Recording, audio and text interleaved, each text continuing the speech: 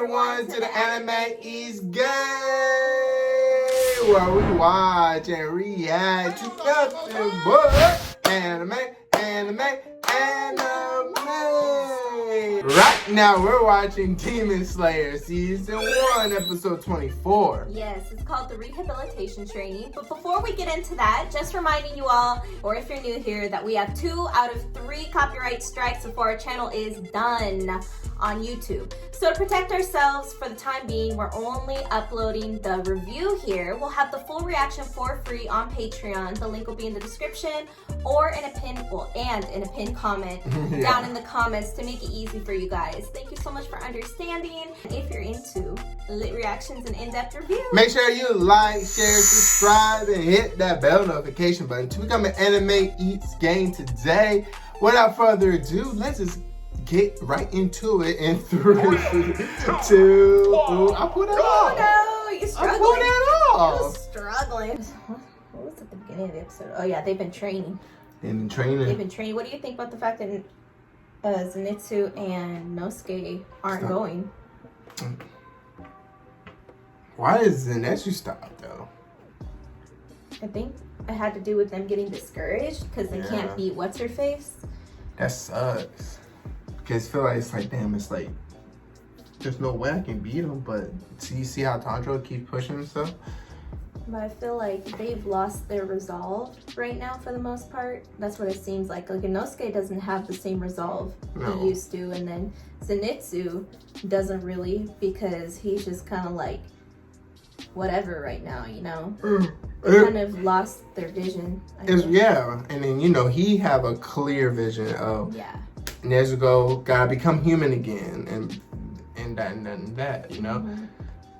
But it's good that Tanjiro he have to be the first person to do it, so then that will motivate them to do it. Yeah, that's what I'm saying. Hopefully, I don't know about Zenitsu because Zenitsu never really cares about power in general. He's just kind of like going with the flow. But Nosuke, I feel like once he sees how far along Tanjiro's come, he'll probably be like, I gotta get myself back into shape. What am I doing? You know? Yeah. He'll definitely come to a realization, but he's definitely grieving right now. The low of the low. Yeah, he's going through a rock bottom right now, which is okay. Rock bottoms happen, but he'll have something that like sparks him again. Everybody gonna come back around though. Yeah. Everybody gonna come back around. But as for that was pretty much it. The whole entire time was them training, except for obviously the conversation at the end. But then Tanjiro started practicing.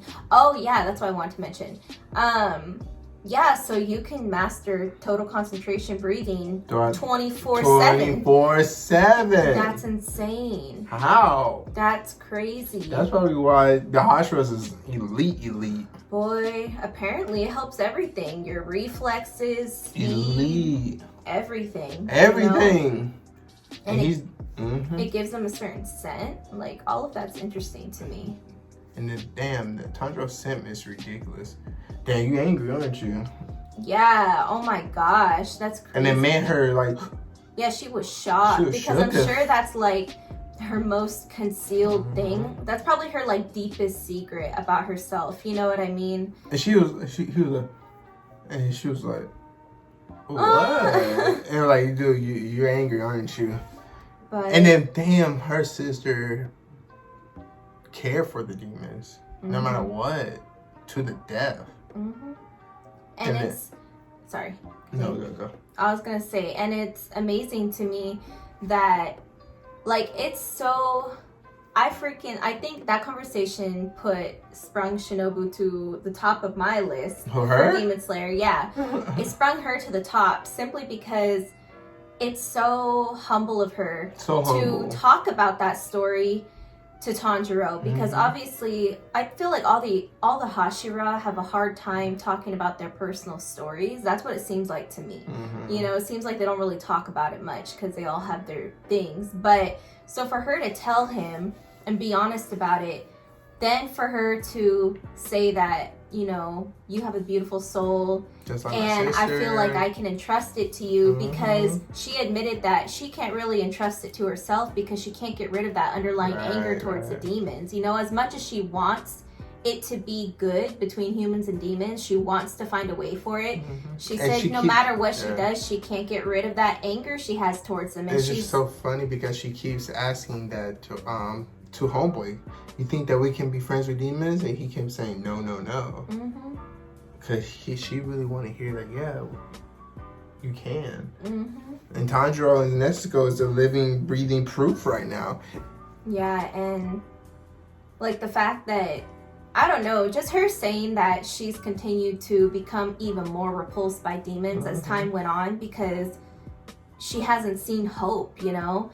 But she's like, yeah, protect Nezuko no matter what, because that's actually hope. That's like a very small ray of hope that they actually have. And I don't know, to me it just showed a lot of humility, because when we first met her, you know, she seemed like she was a sweetheart, but then she got real cocky on the demons. You know what I mean? Like, she got really cocky. And she was, like, playing with her prey, pretty much, you know? And, like, it's so she do, like, it's, because, like, I thought that she really don't have anything towards the demons, but now, no, never mind. You thought she was neutral? Yeah, but no, she most definitely have. And that makes sense. I mean, they became a Demon Slayer Corps for a reason, you know what I'm saying? So everybody, what she was saying hits.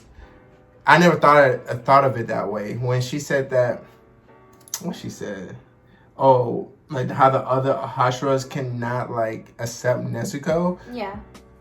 Especially because she had her sister turn into a demon and everything. So everybody had a piece of that scene close to home of demons is devouring people left and right. So how, and then never seen a demon be like Nezuko. So of course they're gonna be like, no, there's no way Nezuko is like that. We just gotta show her my blood and stab her, and she'll try to devour me like any other demon. Yeah. So her telling her story about her sister turning demon and saying that, I think that's why the Hashiras couldn't really believe in the masters. Is like, yeah, I don't know about that one with Nezuko. It makes sense.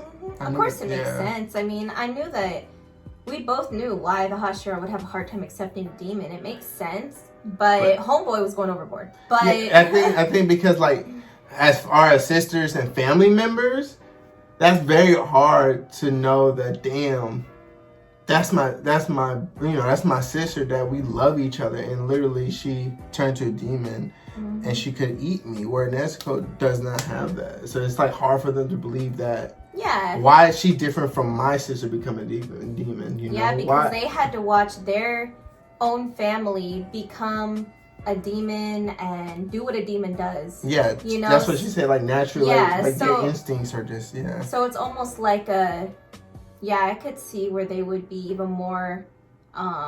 What's the word? It's kind of like, you know how they say that people want to put down your dreams because they couldn't achieve it themselves, type of thing. But then it's even more personal because it's their own family, and they might have even had to watch their own family member get killed too, you know? So, or even do it themselves maybe if they were able to. But it's just, I feel like the reason that she sprung to the top for me right now is because of the fact that Tanjiro was my favorite. I just said that like, what, a few episodes ago? Yeah. Because Tanjiro does have that beautiful soul, and he's so pure, and he has like an endless amount of empathy, and he's so focused on fairness and justice and empathy towards everybody, no matter what, you know? And the only time that he gets rattled is when it comes to Nezuko. So that's why I love him. But when it comes to Shinobu, for me personally, I feel like she's so much more relatable because she's a lot like Tanjiro in the sense that she has that empathetic nature, and she has that like caring, nurturing nature. That's why she's like the head doctor, nurse type, medical herbal demon slayer. I don't know how to what the word is, but like she's like the head like herbal healing type demon slayer, right? And she, you know, and she utilizes poisons and remedies and stuff like that. That's like her specialty. But that smile though, hiding behind that smile. And that comes from, you know, the nature that she has. But at the same time, I could understand. Like I always try to wonder, if I was in their place, how would I feel, you know? And if I was in Tanjiro's place, everyone watching wants to be Tanjiro. We all want to think that we would be Tanjiro, you know, that we would be able to just empathize and blah, blah. But I think that even though as much empathy as I have as a person, I think I would face those same type of emotions she has, where the hope that she's put into demons repeatedly, that maybe they can bridge that gap, but then she continuously is disappointed by how demons are. She like continuously gets disappointed, and it makes her only hate them even more. Yep. Her hope just keeps getting stomped on. You know what I mean? But Tanjiro has his own sister to keep him hopeful of demons, you know? Whereas she doesn't really have that. And Nezuko is her only hope now. For me, I think those feelings are very relatable. You know? Very relatable. And it's relatable to real life in many ways. And so I won't get into that, but that's why I feel like Shinobu popped up to the top of the list for me. No, it's like almost sort of like a character development, but not really. It's like a character discovery or something. Yeah, it's not even like a development, but now you just know more. Peeling back more layers. Right. Yeah. Yeah. So yeah, for sure, that was very different. Like it hit different. Yeah, eye-opening. It hit different. Her spewing, very, very personal. Very, very personal. Thing that happened to her, and she just, because of Tanjiro asking why you guys training like this, because she really wants to pass down that dream to Tanjiro, because she most definitely sees her in Tanjiro, and she can't be her. She tries and tries and tries, but she just can't. That's crazy.